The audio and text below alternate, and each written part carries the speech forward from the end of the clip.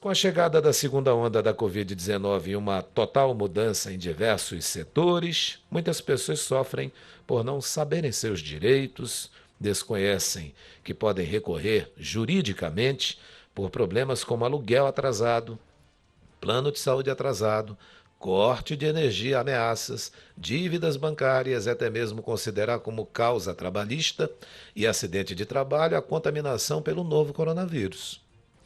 Para conversar com a gente sobre esse assunto, a gente convidou o advogado Paulo Sérgio Oliveira. Primeiro, muito obrigado pelo senhor ter atendido a nossa equipe nesse assunto que é importante, que mexe com muita gente, muitas pessoas, em camadas econômicas diferentes. Eu pergunto ao senhor: morte por falta de UTI ou de oxigênio pode gerar indenização ou pensão ou não? Com certeza, pode sim. A saúde é um dever constitucional do Estado. E quando você deixa de promover a saúde, quando o Estado, por uma falha sua, não provê os meios necessários para garantir a vida de um cidadão, ele pode ser acionado, não só pode, como deve ser acionado judicialmente pelos entes que perderam a pessoa para serem ressarcidos. Claro, o ressarcimento, a indenização, ela não traz de volta a pessoa que foi perdida, mas ela traz uma compensação e até tem um lado punitivo e corretivo para que o Estado não deixe que isso ocorra novamente. Uma espécie Então, de pode ser, exemplo, sim, né? acionado judicialmente. Seria uma espécie de exemplo para que outras situações do mesmo estilo não acontecessem mais. Sim, é o fator educativo para aquele que é.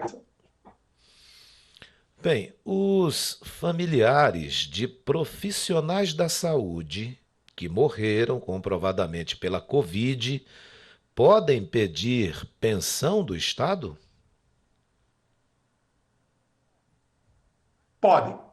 Ainda não tem jurisprudência formada sobre isso. É um assunto relativamente novo, mas considerando que foram profissionais que morreram em combate ao Covid-19, trabalharam em linha de frente, há uma grande possibilidade, há possibilidade jurídica e efetiva de que o Estado venha a ser obrigado a indenizar essas famílias por pensionamento em virtude do falecimento do funcionário, daquele que atuou no combate ao Covid. Inclusive, Patrick, tem uma nota do Ministério da Saúde, se não me engano, uma nota técnica do Ministério do Emprego, perdão, de 2020, que coloca o Covid como uma possível doença ocupacional. Claro, isso vai do quadro fático, existem mecanismos para que se prove que o profissional contraiu o Covid no ambiente de trabalho, e em tendo sido contraído em um ambiente de trabalho, é plenamente possível a indenização aos familiares.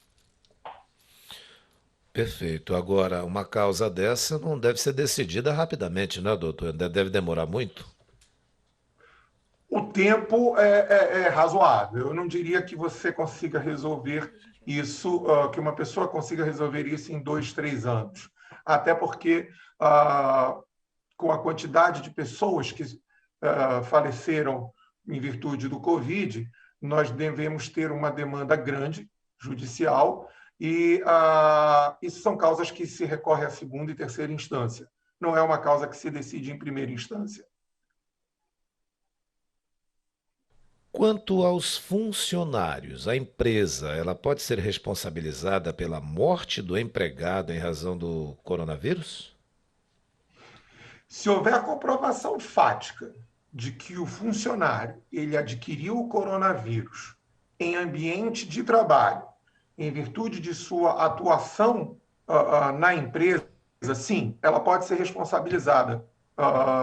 Tem um trecho dessa nota técnica, se me permite, que diz o seguinte, do Ministério da Economia: à luz das disposições da Lei 8.213, do contexto fático, a Covid-19 pode ser reconhecida como doença ocupacional. Isso abre uma brecha não só para as pessoas que faleceram, mas as pessoas que ficaram com problemas pós-corona, pós-Covid, elas também podem ser indenizadas na Justiça do Trabalho. A entrevista com o advogado Paulo Sérgio Oliveira, que nos engrandece aqui com a sua sabedoria, explicando como é que a população pode recorrer, se é possível pessoas que perderam parentes por falta de UTI ou de oxigênio entrarem pedindo indenização ou pensão. Ele já disse que é possível sim.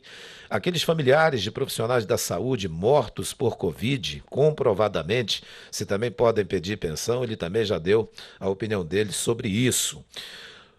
Advogado Paulo Sérgio, está me ouvindo bem? Sim, perfeitamente. Vamos agora passar para um outro assunto, que é quanto aos funcionários. A empresa, o senhor falava ainda há pouco, quando eu perguntei, se a empresa pode ser responsabilizada, né? Se um funcionário tiver adquirido a Covid-19 no ambiente de trabalho, o senhor deixou claro, desde que aquilo tenha sido comprovadamente na empresa, pelo que eu entendi, não é isso? Sim, E o seguro, exatamente. e o seguro de vida cobre morte por coronavírus ou não? Vai muito. A questão do seguro de vida, Patrick, depende muito da pólice pactuada. Cada caso no seguro de vida tem que ser analisado individualmente. Temos que ver, existem coberturas de seguro de vida que atendem casos de pandemias e tem coberturas que não atendem. Então, cada caso nesse segmento específico, não há uma regra a ser seguida. Os contratos de seguro de vida têm que ser analisados individualmente. O que a população que perdeu um parente, um familiar, dentro dessa situação de falta de oxigênio, que o Brasil tomou conhecimento, o Brasil e o mundo, né? Falta de UTI. Teve gente que entrou na justiça e mesmo assim não houve garantia daquela pessoa estar numa UTI. Ela precisa reunir que tipo de documento para entregar a um bom advogado? Todos os documentos comprobatórios da situação da saúde do ente falecido. Ela tem que requerer junto ao hospital, e aí é o parente mais próximo, ou seja, o esposo, a esposa, o filho, tem que requerer o prontuário médico junto ao hospital e encaminhar este documento ao advogado, vai dar o necessário, vai verificar se houve relação da morte com a doença, se não houve o atendimento, isso tudo vai ser verificado médico do falecido. Bem, a gente agora fala sobre os aluguéis, doutor. O locatário pode alegar força maior por vírus para reduzir ou suspender os valores? Não existe ordenamento legal para suspensão ou redução do aluguel, Patrick. Até 31 de dezembro de 2020, os despejos estavam suspensos por ordem federal, por uma determinação legal federal. A partir de então, uma vez que não foi retomado o estado de emergência, o estado de calamidade pública pelo Poder Federal, as ordens de despejo de pessoas físicas puderam ser retomadas. Aqui no estado do Amazonas, em 28 de janeiro, por um projeto do deputado Fausto Júnior, a Assembleia Legislativa suspendeu os despejos a partir de dia 28/1. Então, nós retornamos à situação de que os despejos não podem, desde dia 28/1, serem praticados no Estado. Situação extremamente diferente do resto do país. Ok? Entendo. Bem, muita gente reclama de que a concessionária de energia não tem obedecido aquela decisão, né? De não cortar a luz. A empresa, por outro lado, diz que está fazendo sim, está cumprindo tudo isso. Mas se houver um caso de que a energia foi cortada, o dono do imóvel, ele deve fazer o quê? Algumas medidas podem ser tomadas. A primeira é uma denúncia na delegacia do consumidor. O usuário que tiver sua energia cortada pode ir à delegacia do consumidor e fazer a denúncia. Outra medida é buscar assistência jurídica. A justiça está sendo extremamente célere, muito rápida, nas decisões e na concessão de tutela antecipada, ou seja, na decisão de religar a energia das famílias e na energia dos entes comerciais considerados essenciais. Então, primeiro, delegacia do consumidor e, segundo, procure um advogado, ele entra na justiça e a justiça está sendo extremamente eficiente em ordenar a religação da energia, tanto da energia quanto da água, tá? Que são considerados itens essenciais à existência humana. Nesse período de pandemia, doutor, descontos são amparados por lei? Não, descontos são pactuados. Depende Descontos aí. são pactuados. Não há obrigatoriedade do desconto por parte das operadoras de energia Isso só, ou do fornecimento de água. só vale para essas duas concessionárias, assim, para escolas particulares. Não vale o que aconteceu em Manaus recentemente um caso, né? Nas escolas particulares, existe um projeto para redução de 20% do valor das mensalidades escolares, mas este projeto ainda não foi votado. É porque o pessoal das Então, escolas particulares até disse que, se isso continuar, eles poderão ter uma demissão em massa de 35 mil trabalhadores desse segmento todo, que é muito alto, né? sim, efetivamente, todos os setores econômicos estão sendo afetados. E hoje, os setores, as empresas, as escolas, hospitais, comércio, está tendo que se reformular em virtude do Covid.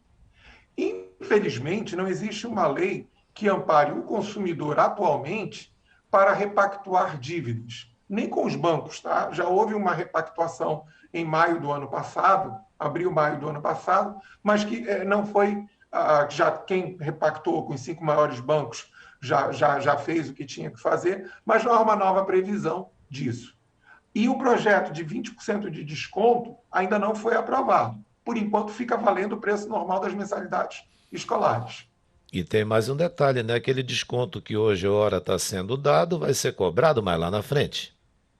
Sim, com certeza. É O isso. desconto atual será cobrado posteriormente.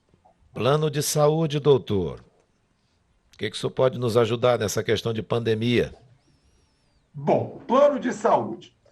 O Ministério da Saúde ele buscou um acordo com os planos de saúde para evitar o cancelamento por inadimplência. Infelizmente, houve uma adesão muito pequena por parte dos planos de saúde.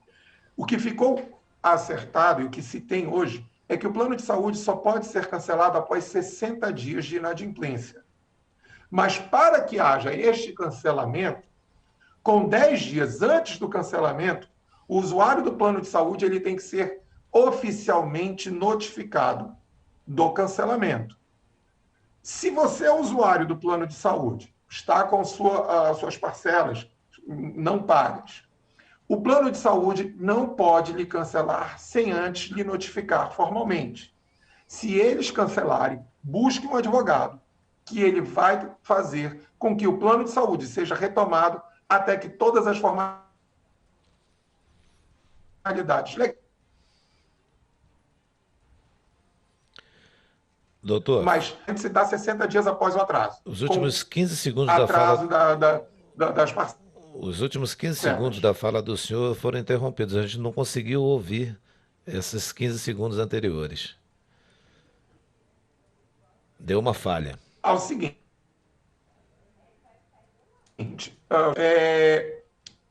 o Ministério da Saúde ele tentou um pacto junto aos planos de saúde para que não houvesse cancelamento dos planos por inadimplência. Não houve adesão maciça, então o que se tem hoje é que o plano de saúde só pode ser cancelado após 60 dias de inadimplência. Pode ser contínua ou não. Mas para que haja este cancelamento, o plano de saúde tem que notificar formalmente o usuário com 10 dias de antecedência. Ou seja, antes de fazer o cancelamento, 10 dias antes o usuário tem que ser notificado oficialmente deste cancelamento. Caso não haja essa notificação, o que eu recomendo é que busque um advogado para que ele entre na justiça e que todas as formalidades de cancelamento sejam seguidas. E até que elas sejam seguidas, seja retorno à saúde. Tá. Bem, a Dilma Magalhães, nossa Patrick, seguidora, assim a gente compreendeu sim. A Dilma Magalhães, nossa seguidora, ela colocou: aonde que um pobre vai procurar um advogado? Aonde? Fala sério. Mas aí tem a defensoria, não tem, doutor? Não só a defensoria.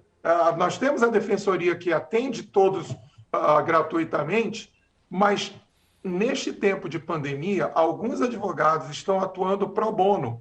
Pro bono é pelo bem, ou seja, estão fazendo atuação em algumas ações, principalmente naquelas emergenciais para salvar vidas, estão atuando gratuitamente. Eu conheço alguns advogados que estão atuando gratuitamente para ajudar com que o Estado, para que o Estado forneça UTI, para que o Estado forneça oxigênio. Existem advogados, existe primeiro a Defensoria Pública, existem advogados que podem atuar pro bono, ou seja, pelo bem, gratuitamente.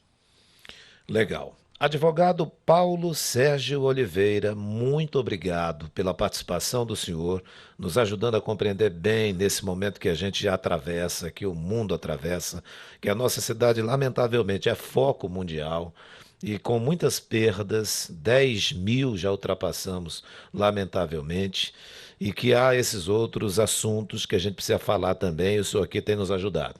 A gente espera contar com o senhor em uma próxima participação ao vivo também, para que o senhor continue orientando, esclarecendo as dúvidas que a gente tem, que são muitas também. Muito obrigado. Advogado Paulo Sérgio Oliveira, tenha um bom dia. Bom dia, muito obrigado. Estamos aqui à disposição.